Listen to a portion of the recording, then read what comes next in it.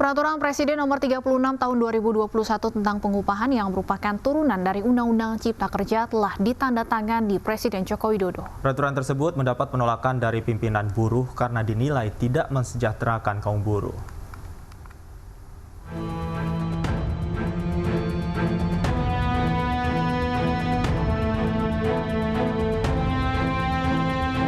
Presiden Joko Widodo menandatangani Peraturan Presiden Nomor 36 Tahun 2021 tentang pengupahan. Aturan ini merupakan turunan dari Undang-Undang Cipta Kerja, khususnya di bidang ketenagakerjaan. Perpres yang ditandatangani tanggal 2 Februari lalu sekaligus mengganti PP Nomor 78 Tahun 2015 tentang pengupahan. Dalam Perpres terbaru soal pengupahan juga diatur soal upah per jam, yang dalam aturan sebelumnya tidak diatur. Aturannya tertuang dalam pasal 15 terkait upah per jam, harian, dan bulanan. Dalam pasal 15 dan 16 diatur bahwa upah harian hanya diperuntukkan bagi pekerja paruh waktu berdasarkan kesepakatan antara pengusaha dan pekerja. Besaran upah per jam juga tidak boleh lebih rendah dari hasil perhitungan formula upah per jam. Sementara sesuai aturan yang berlaku, formula upah per jam dihitung dengan membagi upah bulanan dengan faktor pembagi 126. Aturan pengupahan yang baru ini ditolak oleh komponen buruh. Pimpinan massa buruh menuding aturan baru ini justru membuat buruh jauh dari kata sejahtera.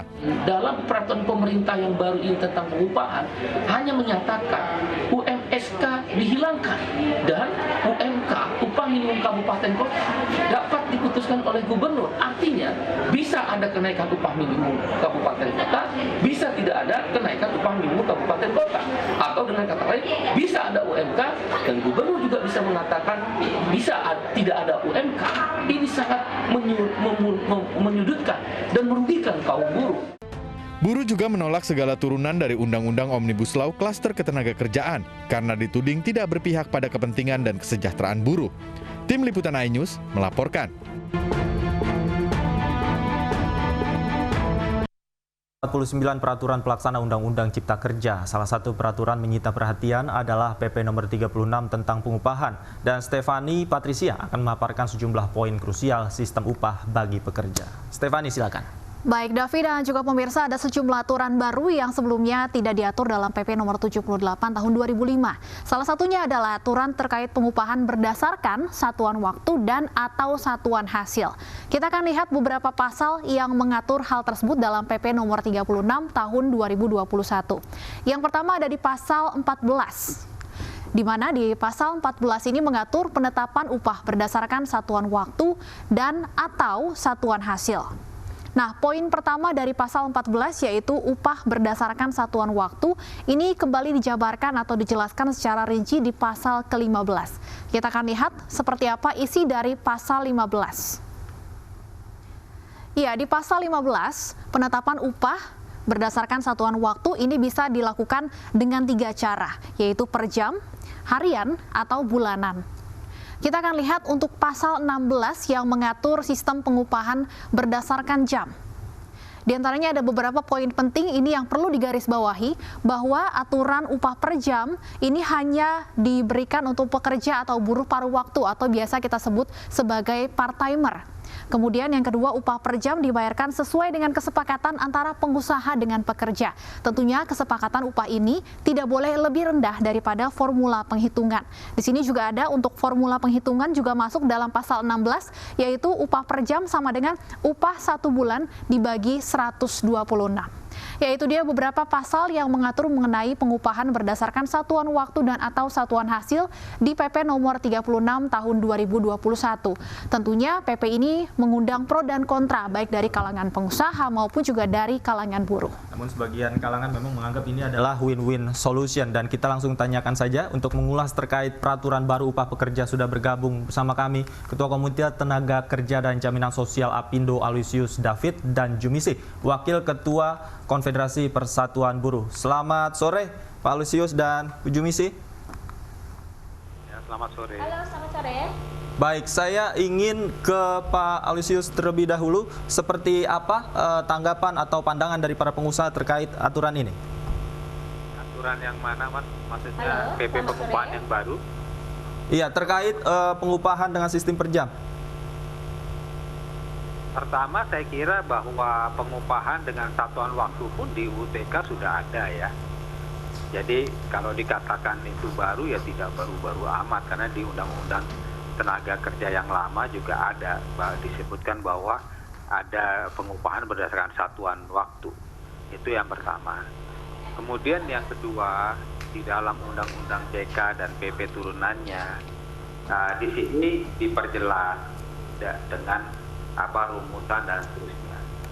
Karena memang esensinya kan kita mau lebih mengembangkan tadi penyerapan tenaga kerja, bahwa ada orang-orang yang memang bekerja paruh waktu dan seterusnya. Dan dengan adanya kejelasan upah yang sifatnya berdasarkan per jam ini, maka orang yang tadinya mungkin sulit memasuki lapangan kerja, sekarang dia sebagai freelancer bisa bekerja dan bisa mendapatkan upah. Baik, artinya dengan sistem pengupahan per jam ini penyerapan tenaga kerja akan lebih besar, bisa dijamin Betul. Pak Aloysius? Itu yang kami percaya. Baik, supaya adil kita akan langsung minta tanggapan dari kaum buruh. Di sini ada Ibu Jumisi, Wakil Ketua Konfederasi Persatuan Buruh. Ibu Jumisi, silakan tanggapan Anda atas aturan baru yang dikeluarkan mengatur pengupahan berdasarkan satuan waktu ataupun satuan hasil.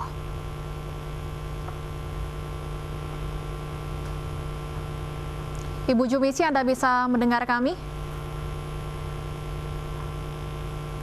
Baik, tampaknya ada gangguan komunikasi dengan Ibu Jumisi. Saya akan kembali ke Pak Aloysius.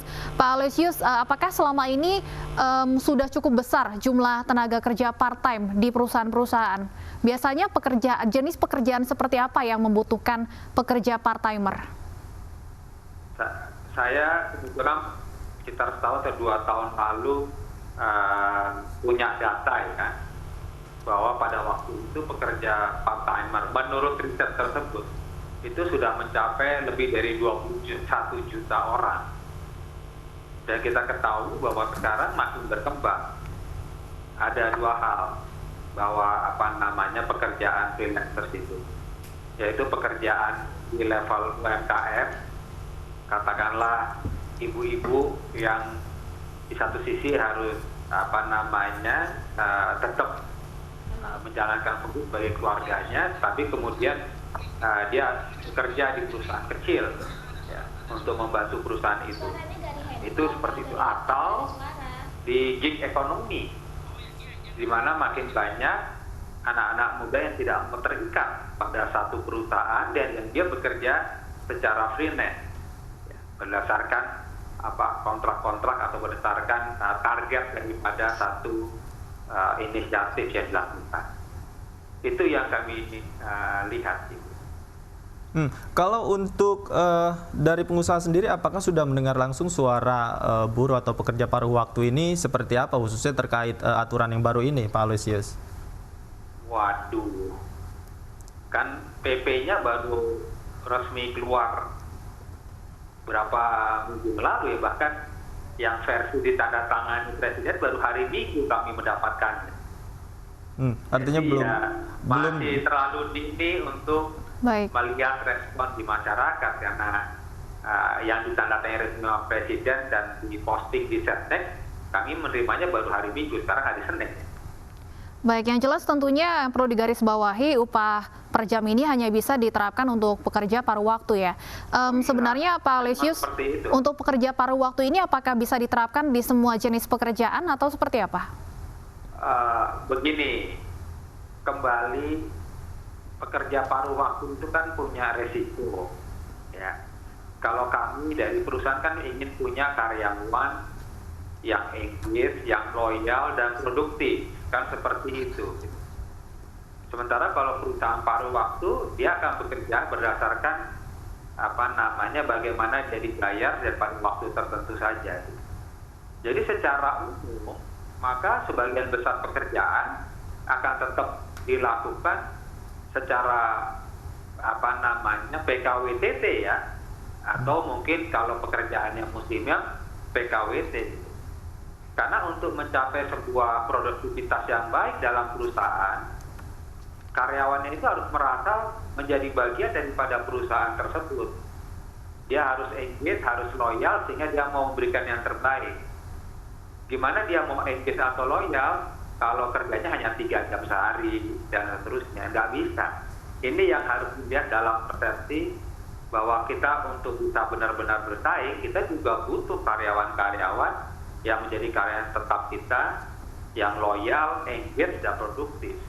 Kan begitu. Karena intinya sebagai pengusaha kita mau menang produk dan servis kita di pasar. Baik, saya ingin kembali ke Bu Jumisi. Seperti apa suara buruh menanggapi aturan ini, Bu Jumisi? Ya, selamat sore semuanya. Kalau kami menanggapi aturan ini, sebetulnya terkait dengan upah per jam, itu akan berpotensi untuk praktek sistem kerja yang tidak pasti. Itu menurut kami. Kenapa? Karena upah per jam ini kan kemudian memberikan aturan semacam buruh bisa diupah hanya berdasarkan jam gitu. Dan terkait dengan situasi buruh perempuan, ini juga berpotensi untuk menghilangkan hak maternitas buruh perempuan. Jadi tentu saja isinya tidak baik untuk buruh. Tapi sebetulnya lebih dari itu saya ingin menyampaikan bahwa sebetulnya kan ini turunan dari Undang-Undang Cipta Kerja, dan posisi kami secara organisasi adalah menolak Undang-Undang Cipta Kerja. Jadi kalau peraturan turunannya juga tidak berpihak ke buruh, itu sih sebenarnya sudah kami tebak. Baik Ibu Jumisi, tapi aturan upah berdasarkan jam kerja ini kan dalam aturannya tertulis hanya berlaku bagi pekerja paruh waktu saja. Apakah potensi-potensi yang Anda sebutkan tadi tetap Anda khawatirkan akan terjadi? Ya, tetap kami mengkhawatirkan, apalagi di tengah situasi pandemi ini di mana banyak perusahaan juga menerapkan sistem kerja shift. Jadi ada sebagian buruh yang masuk, ada sebagian buruh yang diliburkan karena pandemi gitu, dan saat ini saja buruh-buruh sudah menerima upah di bawah dari UMP. Nah, kalau ini diterapkan, peluang untuk buruh menerima upah jauh dari standar itu sangat terbuka lebar. Baik, Pak Aloysius, peluang dari buruh untuk mendapatkan upah secara standar ini jauh dari harapan, tanggapan Anda? Ya, mungkin mari kita melihat dalam perspektif yang lebih luas. Tadi tanggapannya misalnya masa pandemi. Katakanlah sebuah hotel, sekarang okupansinya 35% gitu. Kalau tidak ada pelanggan yang membeli layanan produk kita, di mana perusahaannya bisa dapat uang gitu. Jadi itu harus kita pahami, jangan bisa kemudian karyawannya mengatakan semua hak itu harus sepenuhnya dipenuhi, sementara customer-nya nggak ada yang datang. Nah, ini yang perlu dipahami bersama oleh seluruh lapisan di dalam organisasi, termasuk karyawan, ya, dan manajemen dan seterusnya. Itu saya mau tanggapi hal tersebut. Jadi mari kita melihat ini secara fair. Kan yang namanya perusahaan dapat uangnya kalau barangnya atau produknya terjual dan ada yang membeli. Tapi kalau tidak ada, ya nggak kuat lah, lama-lama ya itu kan bantu. Kira-kira kan seperti itu. Ya, Ibu Jumisi, aturan pengupahan baru ini diharapkan bisa menyelamatkan perusahaan, ya, terutama yang mengalami keterperosokan di tengah pandemi COVID-19 ini. Tanggapan Anda? Ya, sebetulnya begini, di sini juga ada yang perlu saya kritisi ya, bahwa ini berdasarkan dengan kesepakatan gitu ya, antara buruh dan pengusaha. Kita juga harus tahu bahwa situasi kerja itu kita tidak bisa menutup mata, antara pemberi kerja dengan penerima kerja itu posisinya tidak imbang. Jadi kalau misalnya buruh sudah berserikat buruh itu lebih punya upaya lebih setara. Tapi kesepakatan itu dalam prakteknya di lapangan itu tidak setara karena banyak buruh yang belum berserikat dan itu membuat posisinya menjadi tidak imbang. Nah, terkait bahwa aturan turunan ini akan berpotensi untuk melindungi dunia usaha, saya pikir negara juga harus melindungi tenaga kerja Indonesia. Jadi jangan hanya bergerak untuk melindungi para pengusaha, tetapi juga harus melindungi para tenaga kerja yang juga terdampak. Karena negara harus melihat bahwa yang terdampak dalam situasi COVID itu adalah pengusaha iya, buruh iya. Jadi jangan mencari jalan pintas gitu dengan memangkas hak-hak buruh. gitu. Nah, intervensi negara dalam hal ini penting, sangat dibutuhkan untuk melindungi buruh supaya kesejahteraan masyarakatnya itu tetap terjaga bahkan dalam situasi COVID seperti sekarang ini. Ya, Ibu Jumisi, kesepakatan antara perusahaan dengan karyawan terkait dengan upah ini kan tetap diatur upah minimumnya, ada formulanya di situ. Iya, benar. Tetapi ya itu tadi, saya ingin menyampaikan bahwa posisi buruh dan pengusaha itu tidak imbang. Kita tidak usah belajar teori tinggi-tinggi untuk tahu situasi itu. Pengusaha itu punya alat produksi, dia punya kuasa, dia punya modal, itu. Dan saat ini juga kita tahu bahwa pengangguran itu banyak sekali. Jadi kesepakatan yang setara itu siapa yang sanggup melakukan pengawasan kalau mau membuat kesepakatan yang setara. Itu hanya bisa terjadi kalau si buruh punya pengetahuan lebih, sudah berserikat salah satunya gitu, dan ada intervensi negara. Makanya dalam membuat kebijakan perburuhan, undang-undang dan peraturan turunannya, posisi itu harus betul-betul dilihat oleh negara, karena negara punya tanggung jawab untuk ya menjaga rakyat ya supaya tetap dalam posisi sejahtera, tetap bisa hidup, tetap bisa makan, tetap bisa bertempat tinggal, tetap bisa akses pendidikan, kesehatan untuk diri dan keluarganya gitu. Nah, itulah yang harus diperhatikan oleh negara, dan upah itu punya andil penting untuk menentukan banyak hal itu tadi gitu. Jadi kata kuncinya adalah intervensi negaranya di mana. Baik, tentunya kita harapkan ada komunikasi yang baik antara pihak pengusaha dengan pihak buruh ataupun pekerja, tentunya dengan peran pemerintah juga di sana. Terima kasih Ibu Jumisi dan Pak Aloysius David sudah bergabung berbincang bersama kami di AI News Sore.